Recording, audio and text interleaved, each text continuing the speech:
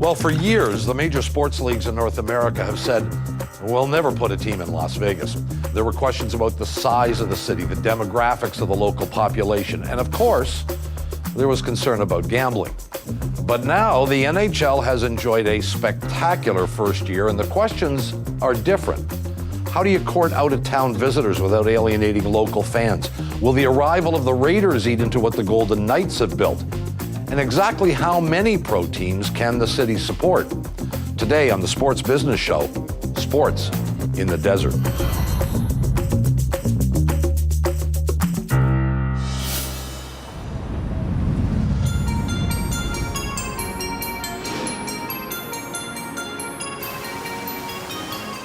This winter, a city in the middle of the desert, a place best known for roulette, and Celine Dion fell in love with a hockey team. You could tell just from day one. We knew there was something special. It's like everybody owns a piece of it here. I've never seen a fan base get behind a team like this one has. I mean, children and adults are sleeping in their Golden Knight t-shirts.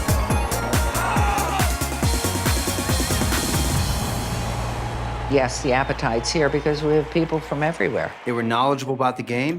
At no point did we ever have to explain to them about the rules or to dumb the game down. They had this built-in knowledge, and that was really a testament to Las Vegas really being a melting pot. We have diehards that moved here from New York that are Ranger fans. They don't care. They just want to go and see ice hockey. So the Red Wings fan that came in November was head to toe in Red Wings gear, but you see that same fan in February and they've got the Golden Knights jersey on now and maybe the Red Wings hat. So you got to see the conversion happening in front of our eyes all in year one. You get these converters, you know, people that are like, oh, we're so excited. We live in Las Vegas. We've been dying for a team. On the business side, I think it's important. We started really local. We were hyper-local in our approach on the marketing side. You know, we are Vegas born, and we're proud of the fact we're the first major professional sports franchise here in Vegas. There are 2.2 million people living in Southern Nevada. That's not a lot. Ranks 20th of 31 NHL cities. But when you talk about Vegas, you have to talk about tourism. We had 43 million tourists last year. We have 155,000 hotel rooms within 15 minutes of the airport. There are not too many cities that can boast that. Every team that we play against, their fan base circles our date on the calendar because that's the date that they want to bring their family. That's the date that they want to build their sponsor trips around. So Vegas is obviously the destination market from that perspective. Having that many people from out of town creates a strong incentive for local ticket holders to resell their tickets, something the team wanted to discourage. So we developed something called a Knight's Vow, and it was basically offering a discount to our season ticket members that they would vow not to transfer or resell their ticket. And then we would charge a premium if our fans opted not to take that vow. And we had tremendous success. Our fans got behind it, and the majority of our fans took the Knight's Vow. Millions of visitors will help fill up your arena, and they'll buy your merchandise. But they don't do anything for your TV numbers. It was really important for us to do a deal with a network like AT&T Sportsnet because we really wanted a regional sports network. And so we've got a 7-state region, allows us the opportunity to have the largest footprint in all of the NHL in the United States. And so for us to actually have the territory that we do allows us to introduce the game of hockey and the Vegas Golden Knights way of playing into many more homes. Those 7 states are, generally speaking, non-traditional markets for hockey. We had the lowest number of youth hockey players in the country here. And so it was, how do you get them involved? How do you get them excited? How do you teach the game? We did these events called Sticks for Kids. We held 3 days of it, and each kid left with a ball and stick. We actually are now implementing street hockey into all the schools here. We're providing each gym class in middle school with street hockey gear so the kids can learn it, but we had to teach the teachers first.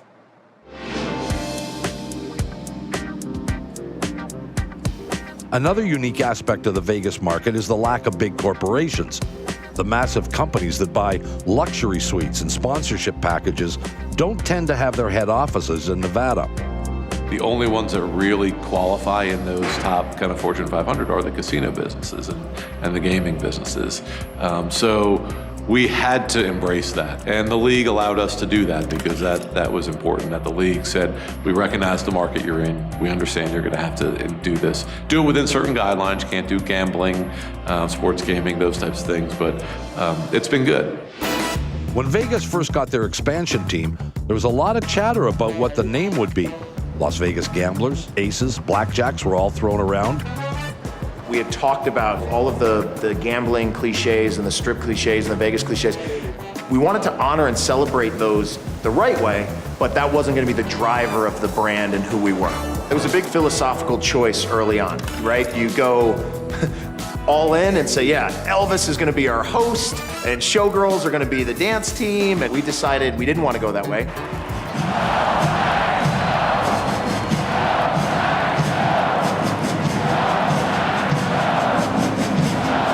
A game in the Fortress, as we call it at T-Mobile Arena, it's unlike anything most people have ever seen.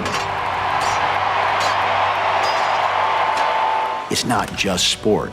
It's sport and fun, entertainment and music, and whether it's Blue Man Group or Cirque du Soleil or all the other cool stuff that the Knights are doing, it really becomes part of this, sports, entertainment, fun landscape that nobody does better than Las Vegas. One final thing that has made Vegas a popular landing spot is a local government that isn't afraid to lay some cash on the table. Thank you very much. We've put a lot of money into it. I think the public dollar, most significantly right now, as you know, we're building a stadium for $750 million of Las Vegas money to build that for the Raiders. They're going to be here in 2020 building a 65,000-seat stadium that I think is really going to change, the landscape in Las Vegas forever. That's right. Hot on the heels of the hockey team, the National Football League is coming to town. And the taxpayers are on the hook for $750 million. Well, kind of. All the money being put towards the Raiders' new stadium is coming from a hotel tax. Nothing actually to do with the locals.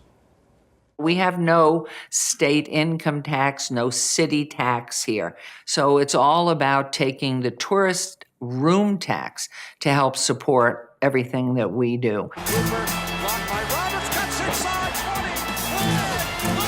Before the Raiders could come to Vegas, they had to leave Oakland. The Raiders had a major building issue. That was the reason that they had to move. I think the writing's been on the wall for a period of years. They followed a rather twisted and expensive road into the desert. There was a deal to be done in Oakland, had the team elected to pursue that deal, but it opted not to. The team poured tremendous resources into pursuing a relocation to Los Angeles to share a stadium with the Chargers.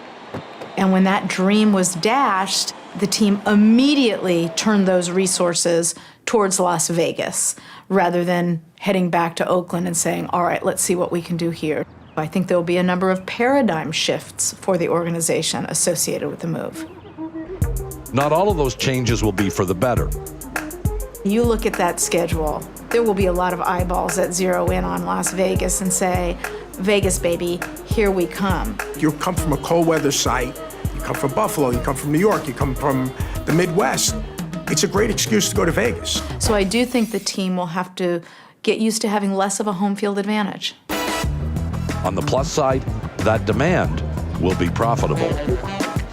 My prediction is that the Raiders are going to be among the most valuable franchises in the NFL in 10 years.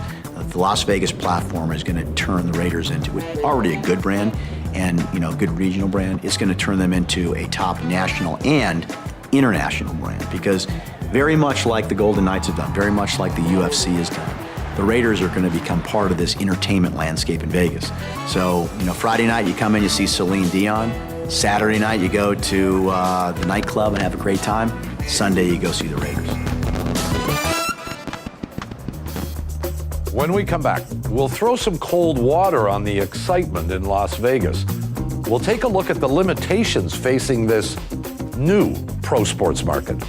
We have no suburbs. You know, there's 2 million people and that's it. And we got sagebrush and lizards out there, and they don't drink beer and hot dogs.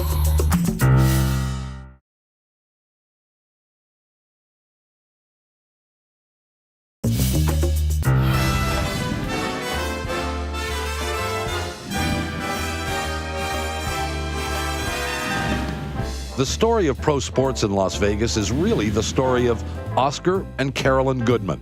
We've been here since we were newlyweds from the East and have seen this town grow. But when we moved out here in '64 with less than 100,000 people, there was nothing here. There was gaming and Lake Mead and great rock climbing and desert. They've made the position of mayor into a family dynasty. Well, my husband did 12. I'm into 7, so that's 19 years of Goodman. I do get another term if my people will vote me in for more. So 24 years of a same focus and a same attitude with a similar knowledge. Throw in a half-dozen veteran city councilors, and you've got a very efficient business environment.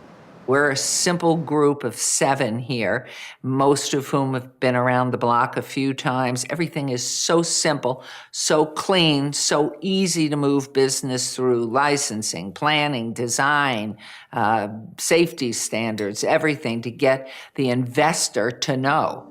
That's music to the ears of teams or leagues investing hundreds of millions of dollars. Where I think it starts with a community that is focused on, getting things done.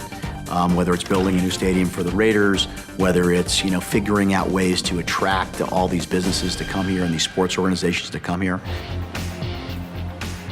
There's also been a shift in the way outsiders view Las Vegas. Las Vegas grew, right? It kind of grew up, it matured. More people moved here. We began to diversify as a community. So I think acceptance of casino gaming in the United States evolved. Because what was once viewed back in the 50s as being this vice activity that needed to be hidden in Nevada, and you couldn't let it spread beyond Nevada. As long as it stayed in the desert, it was okay. That's changed. I'm not sure what all the apprehension was about. People sports gamble, that's not gonna stop. And having, again, that legal, transparent system in place right there next to the games that are taking place, nothing's happened. What has happened is a shot of excitement in a city that already had plenty of it. And that's all thanks to the Goodmans. It's persistence. I think that the most important piece of all of this, all these years, is the same mantra, again and again. We have the bully pulpit, keep nailing it again and again and again and again.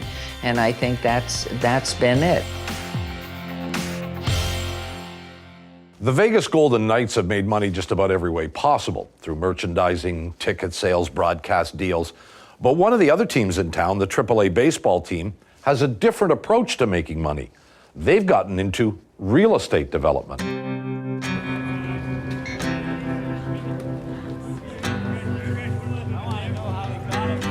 Many have heralded the Golden Knights' first season as the long-awaited arrival of pro sports in Vegas.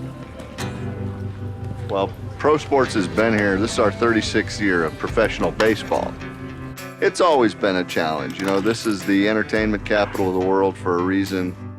There's 100,000 tickets for sale to entertainment events in this market every day. They've survived by being different. We've always prided ourselves on being normal, local family entertainment option. And in a community where you don't have a lot of that. You got to go to a casino to go to a bowling alley to a movie theater here. They hope that doesn't change now that the big boys have moved in. This is a major league town. We went from just being the one dog in the market to having to share it, and it's fine because it's baseball. It's different in a backward sort of way. I think it helps us. I think that their price points are so different than ours. I think $16 for a Bud Light out here. It's $7. Same thing. It's the exact same beer. Same guy delivering it. In fact, Jimmy. The team is also getting a new ballpark, thanks to its ownership group, the Howard Hughes Development Corporation. What we're building here is a downtown from scratch, and that's unique. This is new urbanism.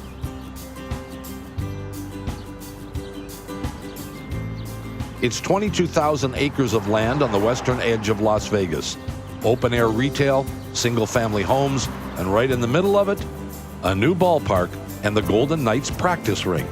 The hockey facility actually has ongoing youth hockey and open community skate and all kinds of programs. The AAA Stadium is a venue that's going to be a capacity of about 10,000 for baseball games, but 15,000 for concerts. And this will be a perfect venue for all kinds of other events outside of baseball. Suburban communities and family-friendly sports options are the face of a new kind of Vegas. It all kind of speaks to we're growing up.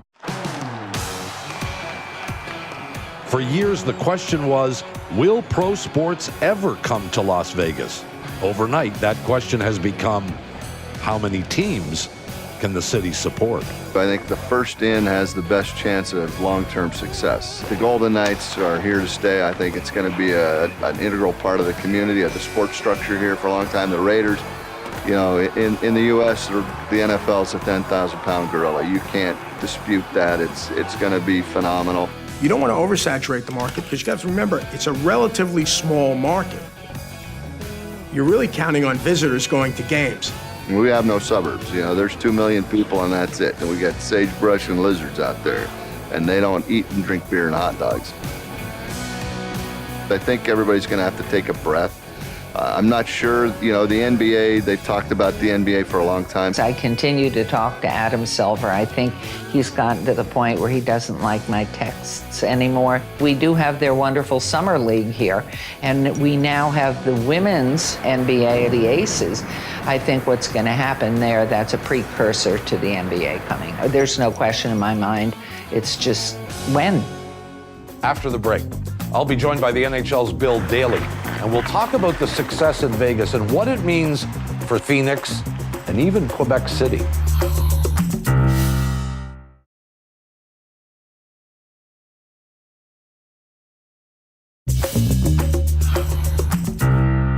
All right, here's a news bulletin for you. The NHL's first year in Las Vegas was pretty good. In fact, a success on virtually every front.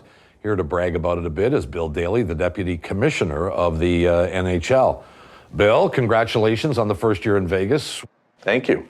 We know all about the on-ice success. We know about the ticket sales, merchandising. Is there anything that didn't go well in Vegas?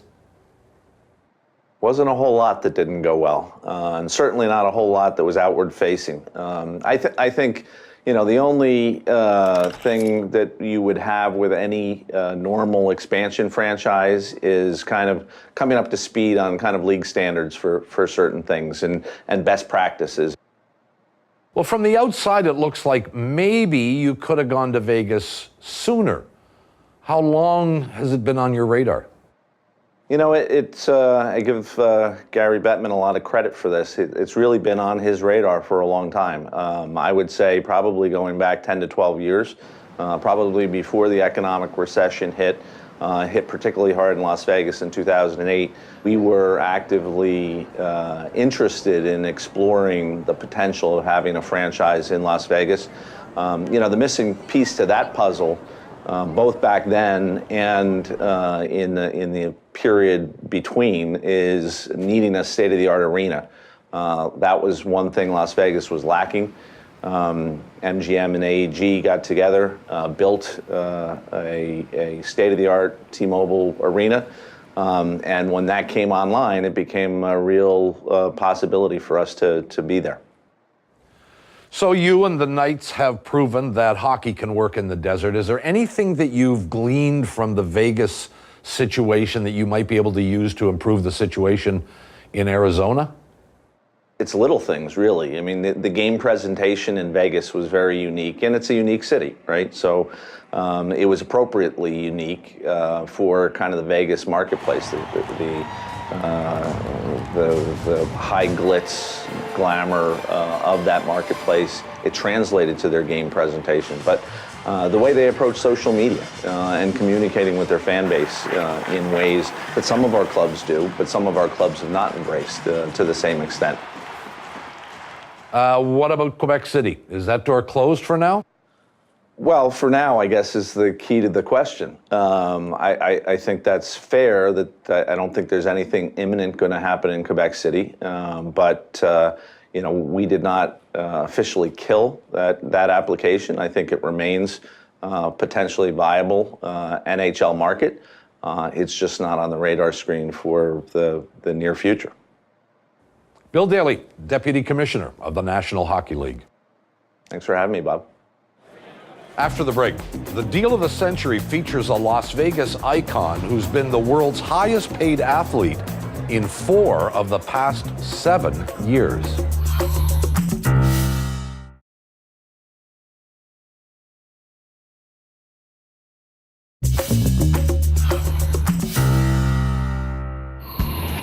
There are 2 ways to value a sports contract: total value or average annual value. If you use the latter, then the richest contract ever signed by an athlete is Floyd Mayweather's agreement with Showtime in 2013. The deal was announced as being $200 million for 6 fights over 30 months. That's an average annual value of $80 million a year. But because this deal includes a share of pay-per-view money and ticket sales, the total value is actually higher. His total career earnings are in excess of $1 billion.